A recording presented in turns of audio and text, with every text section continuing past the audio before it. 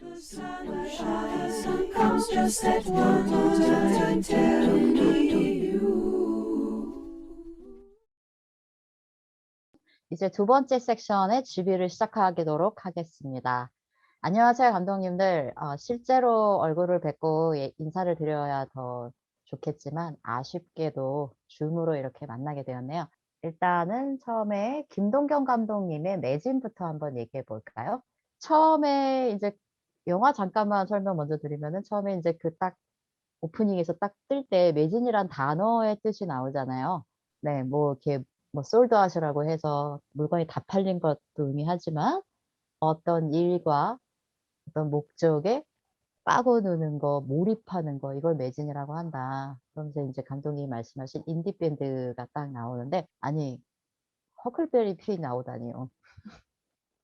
정말 내 친구들 같은 식으로 얘기를 해주셔서 저는 허클베리 핀처럼 오래되고 관록이 있으면 어떻게 보면 홍대 인디밴드에서 진짜 존경받는 사실 밴드 중에 하나인데 허클베리 핀이 나올 줄 몰랐어요. 그리고 그런 분들이 또 얘기해주는 뮤지션으로서 또는 지금 상황에서의 이야기가 더 울림이 있더라고요. 감독님께 제가 여쭤보고 싶은 거는 어떻게 섭외 또는 어떤 만남이 있었든가 감독님과 허클베리 핀 인디밴드 분들과의 관계가 촬영을 하면서 감독으로서 느꼈던 애로사항이라든가 뭔가 힘들었던 거 또는 좋았던 건 뭐였을까? 감독님이. 감독으로서 느끼는 이 영화를 작업하면서 느꼈던 소회? 이런 걸 좀 얘기해 주시면 좋겠어요. 네, 우선 허클베리 핀을 섭외하게 된 이제 계기는 제가 대전에 거주하고 있는데 그 대전의 구도심 쪽에 그 자주 가는 카페라고 해야 되나? 그런 음악과 같이 예술 그런 활동을 하시는 분이 계신데 이제 그분이랑 좀 거길 많이 다니면서 그분이랑 좀 많이 알게 되었고 이제 제가 다큐멘터리를 촬영하려고 인디밴드를 물색하던 도중 그 카페에 이제 허클베리 핀이 공연을 오기도 하거든요. 근데 이제 그분을 통해서 이제 허클베리 핀 밴드 분들께 연락을 드렸는데 흔쾌히 허락을 해주셔서 이제 촬영을 하게 되었습니다. 사실 저도 인디 밴드를 굉장히 좋아하기 때문에 허클베리 핀이란 밴드를 이미 알고 있었던 상태였고 대중적이라고는 말하기는 어렵지만 그래도 인디 밴드계에서 한 축을 담당하고 있는 그런 역사 깊은 밴드를 촬영하게 되어서 저도 매우 영광이라고 생각했습니다. 그리고 이제 촬영을 진행할 때 아니면 이제 이걸 전체적인 제작을 진행할 때 제가 느꼈던 감정들은 되게 다양한 감정들이 있었는데 아무래도 1인 촬영이다 보니까 혼자 담당해야 될 것들이 일단 너무 많아서 되게 힘들었습니다. 육체적으로도 그렇고 정신적으로도 그렇고 장비를 나르고 또 제가 카메라를 2대를 썼는데 막 삼각대도 나르고 이렇게 양손 가득 짐이 있다 보니까 힘들었고 그리고 저의 경우는 허클핀 밴드분들과 작업실에서 만나서 간단히 인터뷰를 진행하고 또 그 작업실이라는 한정적인 공간 내에서만 촬영이 진행되기 때문에 조금 역동성이라고 해야 되나? 좀 주제 전달이 부족함을 느꼈던 것 같고요. 아무래도 작업실이라는 공간을 제가 그때 처음 갔는데 그때 공간이 카메라 2대를 설치하기에는 다른 음악 장비들도 있고 해서 굉장히 협소하더라고요. 근데 그때 제가 여기 아카데미 측에서 빌려준 장비를 쓰지 못했고 허클베리 핀 분들과 일정을 맞추느라 그 이후에 급하게 촬영을 진행하게 되었는데 그때 혹시 몰라서 광각 렌즈랑 줌 렌즈를 가져갔는데 이제 좁은 공간은 광각 렌즈로 극복은 했지만 제가 좀 서툰 부분이 있어서 그 색감 차이를 또 이제 제대로 조정하지 못했고 네, 확실히 아마티가 많이 나긴 했습니다. 네, 그래도 조금 허클베리 핀 분들과 처음엔 어색했는데 이제 제가 계속 말을 걸면서 여러 얘기를 하다 보니까 나중에는 저 대전 오면은 맥주 한잔 하자고 하실 정도로 좀 편한 사이가 돼가지고 이제 다큐멘터리 찍으면서 굉장히 가까워진 부분이고 네, 아무튼 그리고 결과물을 보니까 제가 의도했던 부분과는 조금 많이 달라진 부분들도 있고 부족한 부분들도 있어서 아쉬움이 남지만 그래도 처음에 경험이자 좋은 밑거름이 될 거라 생각하고 분명히 임했습니다. 네, 감사합니다. 그러면 감독님, 본래 의도했던 거랑 달라진 부분과 아쉬운 부분이 뭐였는지 얘기 좀 해주세요. 네, 뭐였어요? 제가 의도했던 부분은 그 이제 허클베리핀을 섭외했으면은 엄청 뿌리 깊은 되게 역사 깊은 밴드가 코로나 때문에 이렇게 힘들어지고 있다. 어떻게 보면 하나의 그 상징성으로 작용을 해서 인디 밴드가 코로나 때문에 힘들어진 것에 대한 현실을 보여주고 싶었는데 우선 허클베리핀 분들이 굉장히 그때 그날 일정이 특히나 바쁘셔서 촬영 시간이 3시간밖에 없어서 급하게 찍었습니다.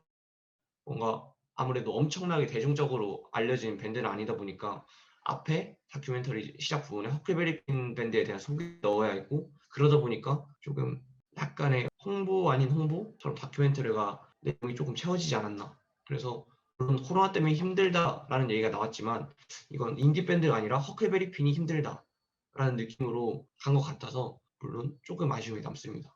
네. 작업실 내에서만 찍은 인서트 샷들도 그렇고 다양함을 보여주지 못한 것 같아 시작했던 좀 당찬 의도와 포부와는 달리 좀 많이 아쉬움이 남는 부분들이 있습니다. 네. 그래도 저는 감독님이 얘기하신 거 이제 다 이해가 갔는데, 그래도 처음 장면에 인서트 샷으로 작업실, 즉 인디 밴드 뮤지션들이 일하는 공간을 섬세하게 찍어서 연결시켜 놓은 장면 있잖아요. 그 몽따주들. 왜 이렇게 잘 찍지라 생각했어요. 분명히 경험 없다고 했는데. 근데 지금 말씀하신 대로 광각이라든가 어떤 줌을 미리 안배를 해서 좁은 공간을 어떻게 좀 더 내가 생각하는 대로 구현해낼 수 있을까, 이거를 고민하셨다라는 게 되게 좋고요. 실제 촬영을 그러면은 얼마나 하신 거예요? 하루? 3시간? 네, 3시간 네, 끝고 1시간은 이제 한 30분 정도는 이제 약간 아이스 브레이킹처럼 이렇게 대화를 음. 나누고 실제 촬영은 한 2시간 반 정도 했던 것 같습니다. 그러니까 아쉬움이 남을 수밖에 없죠. 왜냐하면은 좀 더 감독님이 얘기하신 그런 주제를 담으려고 밀도를 가지려면 3시간보다는 3일을 했었어야 되고 3일이 6일이었으면 더 좋았겠죠. 그러니까 근데 이제 물리적인 한계 또는 섭외를 하고 그 사람과 관계를 쌓아나가는 데 드는 시간이 사실 부족했기 때문에 그걸 감안하더라도 저는 딱 3시간에 만들어진 촬영 소스로 만든 다큐라고 볼 땐요, 정말 그 이상을 해냈다고 생각해요. 그런 감독님 다큐를 보면서 개인적으로 그런 생각을 했습니다. 아, 왜 한국에는 지금 홍대 인디씬이나 인디 밴드의 역사가 20년 이상이 됐는데 심지어 TV에 탑 밴드든 슈퍼 밴드든 이런 거 만들고 있는 기획물도 나오는데 왜 이렇게 진짜 살아서 20 대부터 뮤지션으로 밴드 활동을 하신 분들을 그린 영화는 없는가? 왜 제대로 어떤 한 밴드의 일거일투족을 그 삶을 다룬 다큐멘터리는 없지? 근데 외국에는 락 페스티벌이든 밴드만을 다룬 다큐멘터리도 많거든요. 한국에도 이제 나올 때가 됐어. 라는 생각을 하고, 아, 단순히 그냥 매진이 허클베리 핀을 소개만 하고 끝났다라고 감독님이 좀 자조 섞인 얘기를 하셨지만, 저는 꼭 그렇게 보진 않습니다. 그리고 이런 짧은 다큐라도 빛이 비춰지지 않고 우리가 모를 수도 있었던, 하지만 묵묵히 그 길을 가고 있는 사람들을 조명해 주는 게 중요한 거거든요. 그래서 감독님의 영화를 통해서 저는 허클베리 핀의 3명의 뮤지션의 육성을 직접 들었던 게 너무 좋았어요. 내가 아닌 다른 사람을 주인공으로 두고 그 사람들의 일대기와 삶을 다루는 다큐에서는 첫 만남과 인연이 정말 중요하다고 생각하거든요. 감독님은 그 첫 발을 내디신 거고 그 대상이 허클베리 핀이든 또는 다른 뮤지션이라든 그런 쪽에 관심이 있다면 그걸 계속 찍어 주셨으면 어떨까라는 생각도 듭니다. 보고 싶거든요, 그런 다큐. 김동경 감독님의 매진에 대해서 다른 감독님들이 관객으로서 어떻게 보셨는지 궁금합니다. 얘기해 주실 분 있으세요? 궁금한 게 있는데 화면이 약간 노란색 같았거든요. 근데 거기서 약간 노란색에 대한 얘기를 했던 것 같은데 약간 의도적으로 약간 그렇게 만드신 건가 해서 네, 그 그게 잘 만드셨. 김동균 감독님이 대답해 주셔야 될 것 같은데, 허클베리 핀이 이때까지 앨범을 꽤 많이 냈는데, 노란색 그 자켓 색깔이 많거든요. 그래서 이제 노란색 얘기를 하는데, 거의 이제 허클베리 핀의 뮤지션 한 분이 노랑노랑 좋아해요라고 얘기해요. 근데 이제 전체적인 화면에서 보이는 어떤 색감? 그러니까 그게 연관성이 있는지, 이거에 대한 질문인 것 같습니다. 김동균 감독님.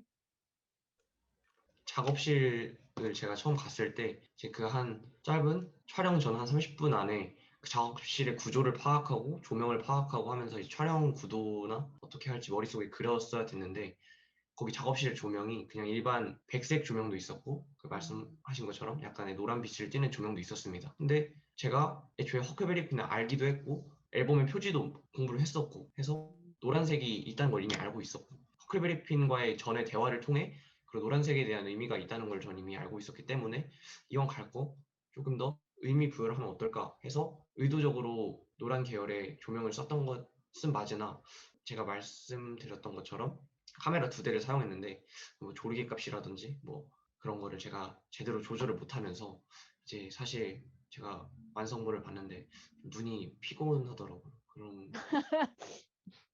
그래서 조금 의도는 한 게 맞지만 좀 기술적인 부분에서 제가 많이 부족해서 네, 이것도 아쉬움이 남는 부분 중 하나입니다.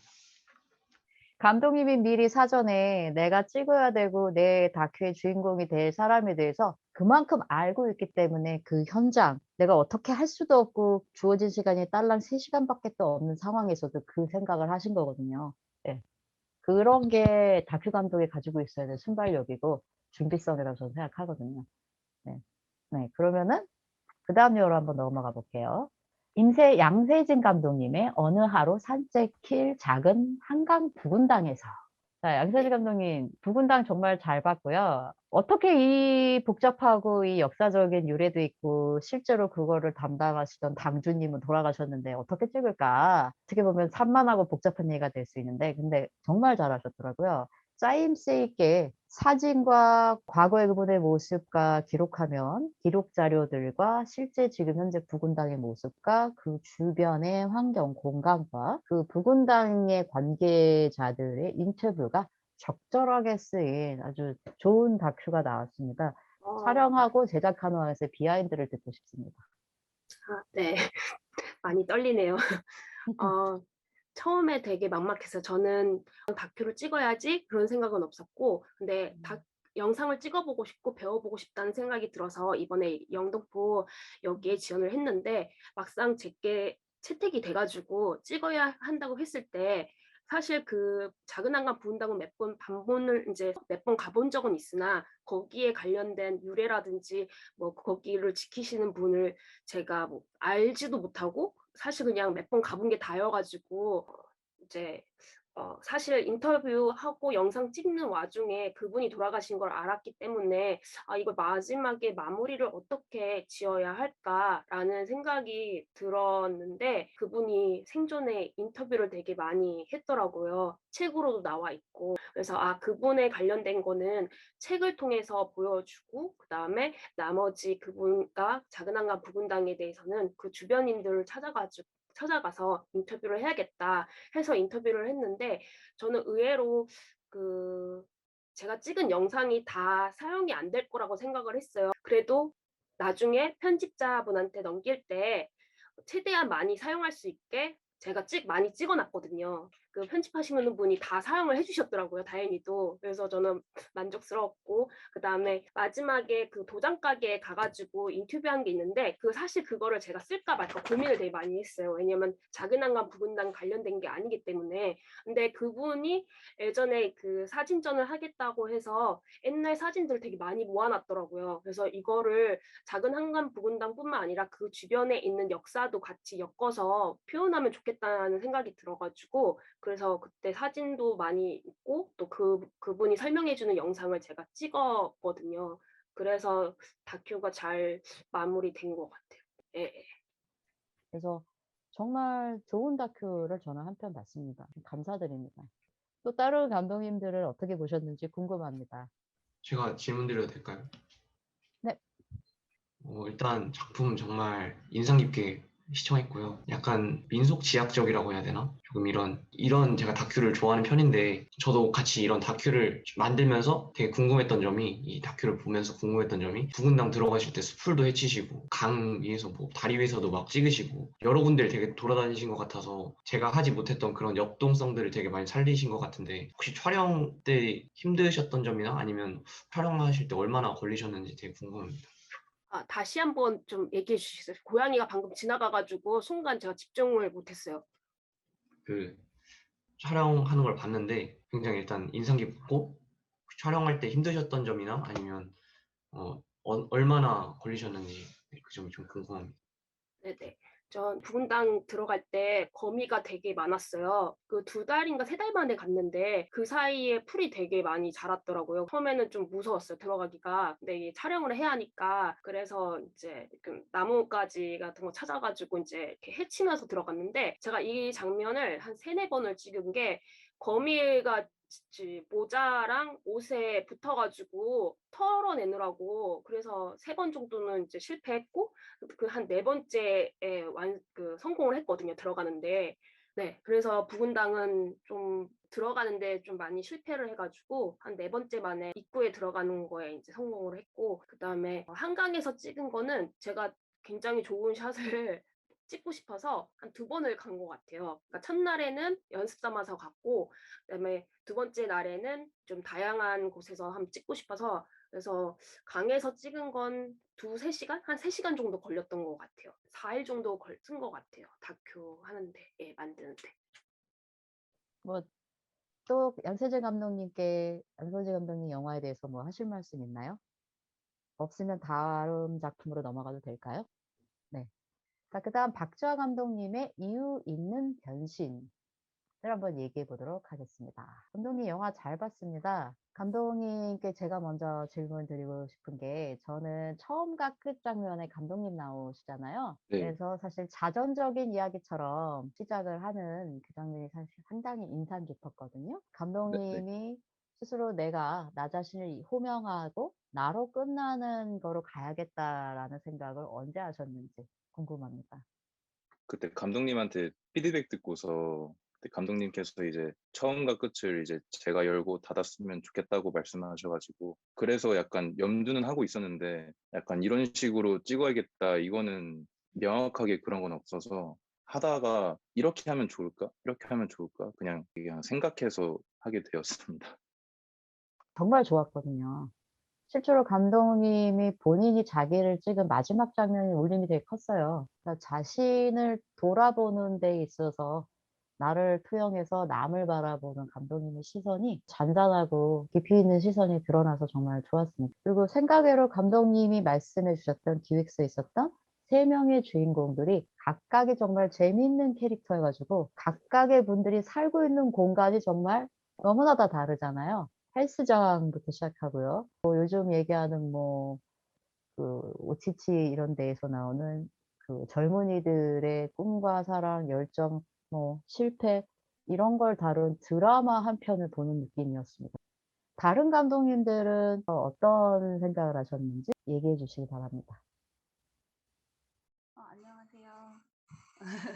혹시 이런 인터뷰 하실 때 뭐 어떻게 이런 마음을 좀 더 진솔하게 할 수 있는 거를 끌어내셨는지 그런 부분들, 왜냐면 질문하는 부분들보다는 말씀하는 그런 내용들이 많으니까 또 그런 부분들 있으면은 좀 공유해 주셨으면 좋겠습니다. 사실 이게 좀 제 지인이다 보니까 제가 처음 찍은 사람이 이제 그 카페에서 일하는 친구인데 뭔가 제가 연기를 하는 것 같더라고요. 그래서 또 생각을 한 게 아예 그냥 이제 두고서 그냥 얘기를 하자.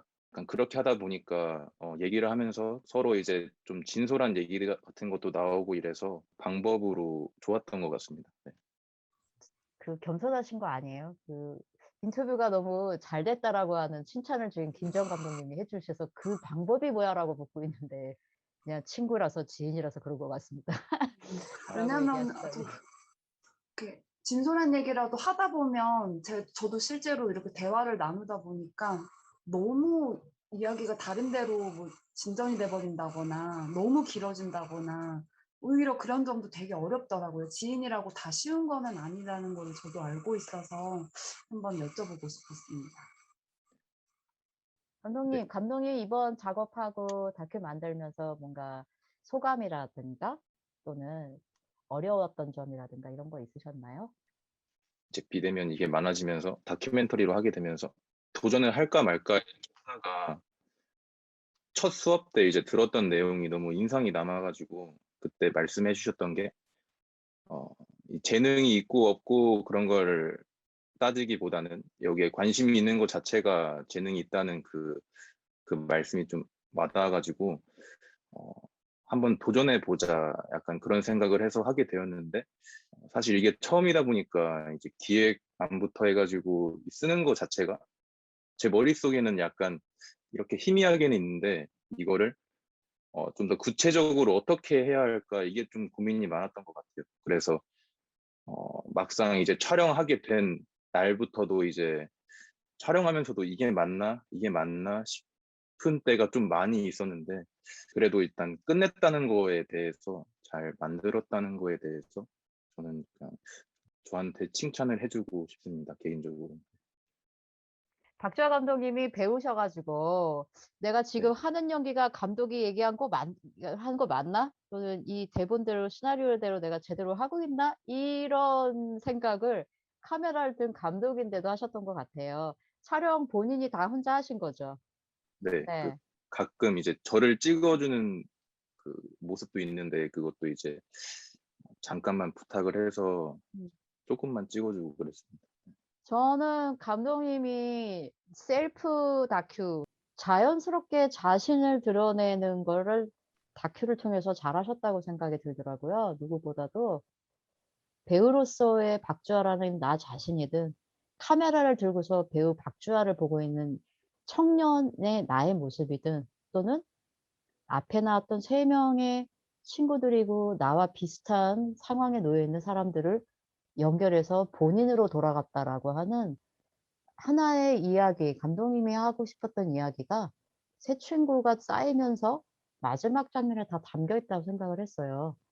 그래서 모르겠어요. 감독님께서 배우로서의 나는 길이 무엇일까 정체성을 고민하는 이 시기에 다큐멘터리 감독으로서 자신을 담고 내가 보는 또 다른 사람을 담는 이 작업이 배우로서든 또는 앞으로 다큐를 만드는 사람으로서든 하나의 시작점이 저는 되지 않을까 싶거든요. 울컥했습니다, 사실. 왜냐면 저도 지금도 똑같은 고민을 하고 있고요. 나이를 먹어도 그 감독님이 하고 계신 고민이 달라지지 않아요. 뭐 미래가 제 나이 정도 되면은 보일 것 같다고 생각하는데 안 보이거든요. 어떻게 살아야 될지는 저도 계속 고민하고 있고, 단 감독님의 나이였을 때 했던 그 고민을 또 떠올리면서 지금 저를 돌아보게 하는 다큐였습니다, 사실. 네, 잘 봤습니다. 다른 감독님들 감사합니다. 또 얘기해 주실 거 없나요? 없으면 김초행 감독님 영화로 넘어가 볼까요? 네.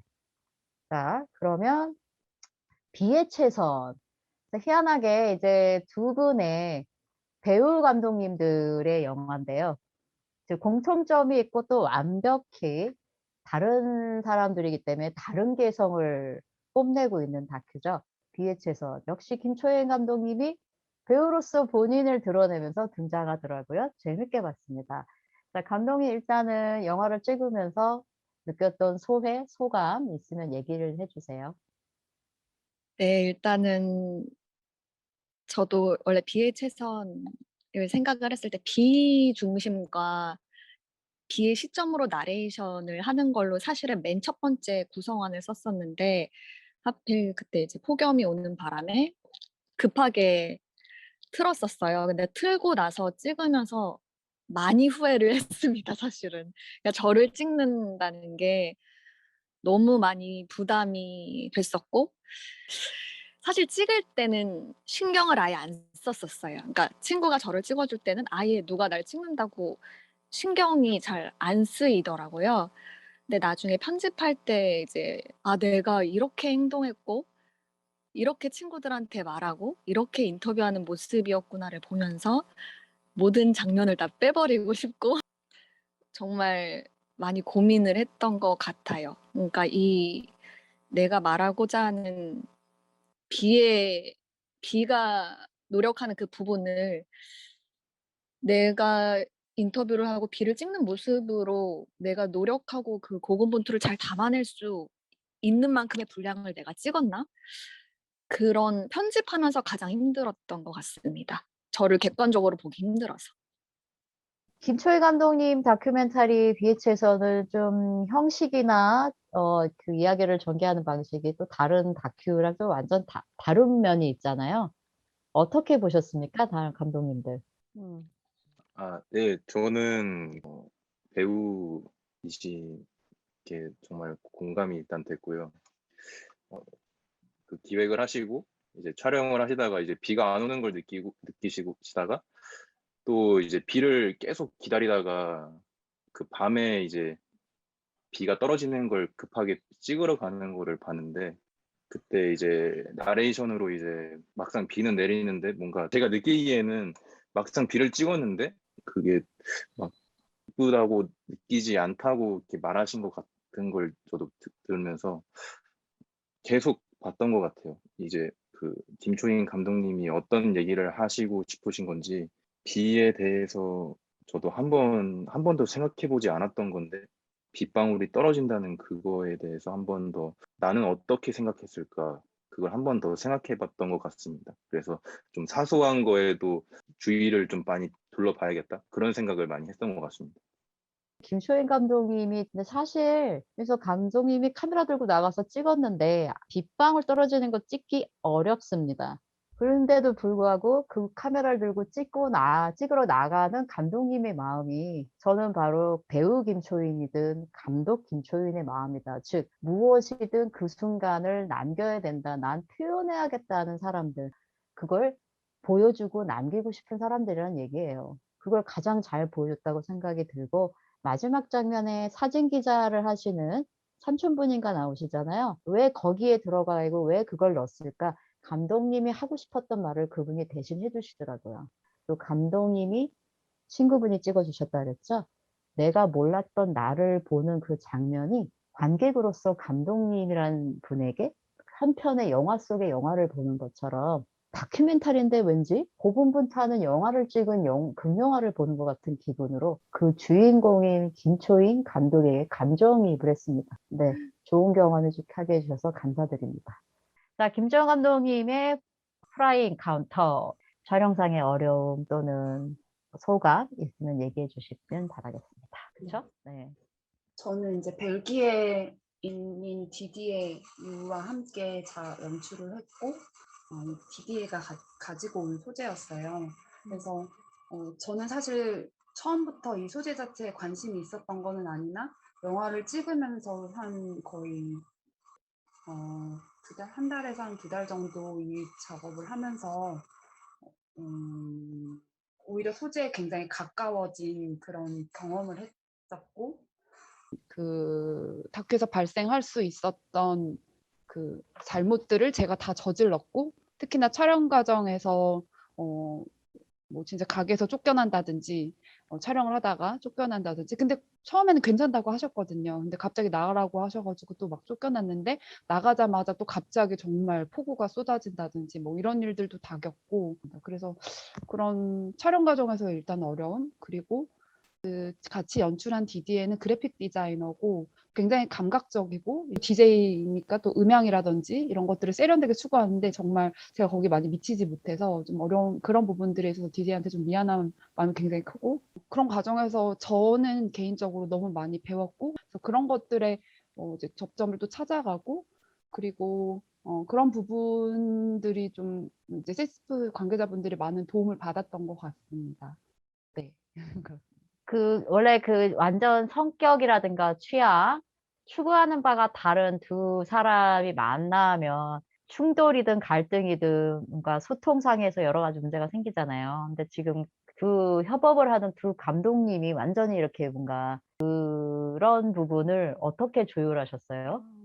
이게 사실 진짜 어려운 일인데. 네, 그리고 이제 이제 디디에 같은 경우는 모국어로 이제 프랑스어를 쓰고, 저는 뭐 이제 한국말 쓰고, 둘이 이제 같이 대화할 때 영어를 썼는데, 물론 저는 좀 짧은 영어로 같이 이제 대화를 하면서 그 의견을 조율한다는 게 정말 쉽지 않았었고, 하지만 그러니까 저도 이제 디디에가 가져온 소재이기 때문에 디디에의 의견들을 가능하면 많이 이제 듣고 거기에 맞춰서 진행하려고 하는 부분들도 있었지만, 제가 감정적으로 좋아하는 그런 이 스토리의 시작 포인트라든지 그런 부분들에 대해서 서로 논의를 같이 했었어요. 그래서 정말 감자튀김을 너무 좋아하겠어요. 제일 좋아하는 음식이 거의 됐어요. 너무 맛있고. 그래서 그런 부분들이 뭐 감독으로서 실제로 변화가 있었기 때문에 이 촬영을 하면서 뭐 그런 것들이 저한테는 또 큰 의미이고 디디에한테도 굉장히 의미 있는 경험이지 않을까라고 생각을 합니다. 처음에 첫 장면에 오프닝에 프렌치 프라이가 어디서 왔냐라고 네, 시작하는데 대부분 한국 그 인터뷰 섭외하신 분들이 미국이거나 네, 네. 알고 보니 그게 벨기에다. 근데 저는 이 다큐에서 제일 좋았던 게 그래 알고 보니 벨기에야. 그래서 벨기에가 원산지가 그렇게 중요한가? 저는 결국은 마지막에 어디서 왔냐가 중요한 게 아니라 그 프렌치 프라이를 얼마나 사랑하고 쉽게 말해 소울푸드 그게 나에게 얼마나 큰 의미가 있고 내 삶에 얼마나 큰 부분을 차지하고 있느냐 이게 더 중요한 거다라고 하는 김재원 감독님의 나레이션이 전 다 얘기했다고 생각해요. 김재원 감독님의 프렌치 프라이 어떻게 보셨나요? 다른 감독님들? 그 줄리안님 비정상회담 나오신 그분을 어떻게 섭외한 것인지 이거를 어떻게 촬영한 것인지 되게 궁금하더라고요. 네. 아, 일단은 굉장히 간단하게 말씀드리면은 저희 같이 공동 연출한 그 디디에의 친구입니다. 지인입니다. 한국에 사는 벨기에 이제 그런 다양한 직업을 가진 친구들을 같이 이제 인터뷰를 했었던 거여가지고 잘 알고 지내는 사이여서 저도 굉장히 재미있게 인터뷰했습니다. 네. 이런 게 이제 생각지도 않았는데 얻어 걸리는 팁, 예, 행운 같은 거죠. 그쵸, 그쵸. 네네네. 다른 질문 있나요? 감독님들 궁금한 거. 저는 사실 그거 말씀 하나 좀 드리고 싶은데 그 실제로 저는 지인 인터뷰라든지 이런 인터뷰는 많이 했지만 길거리에서 그 누구를 잡아가지고 그냥 정말 대중 인터뷰는 처음 해봤거든요. 특히나 이런 코로나 시국에. 근데 이게 또 가능하구나라는 거를 또 이번에 좀 느꼈고, 뭐 물론 뭐 거부하는 분들도 계셨지만 이렇게 응해 주시면서 인터뷰를 해주시는 분들도 좀 계셨어가지고 그런 부분들도 좀 굉장히 재밌었었습니다. 찍으면. 네. 이거를 진행하면서 작년 같은 경우는 혼자 그냥 진행해서 혼자 마무리까지 지었었는데 정말 멘토링을 많이 받았었거든요. 물론 공동 연출을 하면서 하는 조율 과정부터도 처음부터 멘토링을 너무 많이 해주셨는데 그렇게 혼자 만드는 게 아니라 이런 결론조차도 같이 도출해내는 것들, 뭐 편집도 장르는 혼자 했었지만 이번 같은 경우는 같이 어떤 과정을 어떻게 쓰면 좋을지를 논의하는 과정에서 나온 결과물이라서 저는 어떻게 보셨을지 정말 궁금했거든요. 그래서 이런 부분들이 되게 생각보다 중요하고 너무 좋은 멘토링을 해주신 그 세시프 관계자 여러분들 성함 다 언급해도 될지 모르겠는데 이제 감독님 비롯해서 너무 감사하다는 말씀 드리고 싶습니다. 진심으로. 또 다른 감독님도 끝으로 자신의 소회나 소감이라든가 영화 제작하면서 하고 싶었던 말, 또 느낀 적 있으면 얘기해 주시면 좋겠습니다. 저 개인적으로 김초인 감독님이 처음에 오프닝에 본인이 출연했던 작품들 띄우는 거 보고 저 깜짝 놀랐습니다. 얼굴 배우도 몰랐는데요. 작품 보니까 저 배우라고, 저 배우님하고 알게 된 아, 거예요. 진짜요? 네. 제가 봤던 작품들이 있더라고요. 이렇습니다, 사람이. 사람이 이렇게 몰라요. 깜짝 놀랐어요. 맞아요, 그거 맞아요. 써서 참 좋았어요. 다행입니다. 그것도 사실, 그러니까 그런 장면들도 넣을지 말지를 많이 고민을 했던 것 같아요. 그러니까 완성을 다 하고 나서 보니까 뭔가, 그러니까 제가 다른 사람을 취재할 때는 진짜 제 3의 시선으로 보이겠는데, 제가 저를 객관적으로 보면서 다른 사람들이 혹시 지루하게 보일까 봐 너무 많이 편집을 했던 것 같더라고요. 그래서 사실 마지막 완성본을 보고 더 아쉽기는 했어요. 이게 더 완성도 있게 만들었어야 되고, 찍을 때도 더 깊이 있게 찍었어야 했고, 정말 많은 반성을 하고 자책을 했던 것 같아요. 그래서 아까 박주아 감독님께서는 이제 보고 나셔서 막 뭔가 본인 칭찬이라고 이렇게 뭔가 나 잘했어라고 생각하셨는데 저는 사실 막 다 도망가고 싶고 너무 사실 편집할 때 거의 한 일주일간 잠을 못 잤던 것 같아요. 너무 불안하고 너무 이게 영화관에 틀어졌을 때 누군가가 봤을 때 너무 다 극도로 두려운 거예요. 그러니까 저를 보여준다는 게. 그리고 제 모든 것들이 부정하게 되는 기간이었던 것 같아요. 근데 오히려 편집 이제 끝내고 이제 도와주신 분들 멘토분께 넘기고 나서는 마음이 되게 오히려 가벼워졌던 것 같아요. 그냥 내 손을 떠난 거고 이거는 다시 찍을 수도 없는 거고 그냥 이렇게 부족하고 엉망진창인 나를 그냥 보여주는 것 자체가 엄청난 저에겐 되게 도전이었던 것 같아요. 그래서 많은 어떤 알을 깨고 나온 것 같은 느낌이어서 이런 기회를 주신 거에 대해서 되게 감사하게 생각하고 있습니다. 네.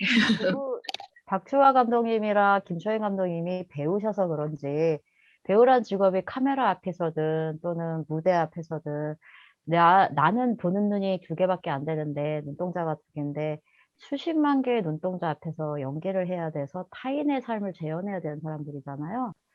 배우 네. 김초희과 다르게 개인이 자연인인 김초희과 자연인인 박주화 그리고 감독으로서의 두 분은 타인의 시선이 아니라 그 타인이 내가 보는 세상을 보게 만들어야 되는 분이라는 걸 잊지 않으셨으면 좋겠어요. 그러면 이제 2부 섹션은 이렇게 끝내기로 하고요. 극장에서 스크린에서 여러분들의 단편을 보는 날을 고대하겠습니다. 이상 참여해 주셔서 감사했습니다. 감독님들 그동안 수고 많으셨습니다. 고생하셨습니다. 안녕. 네, 수고하셨습니다. 수고하셨습니다. 나가면 되나요? 네, 네, 네. 나가면 나가주셔도 됩니다. 된대요.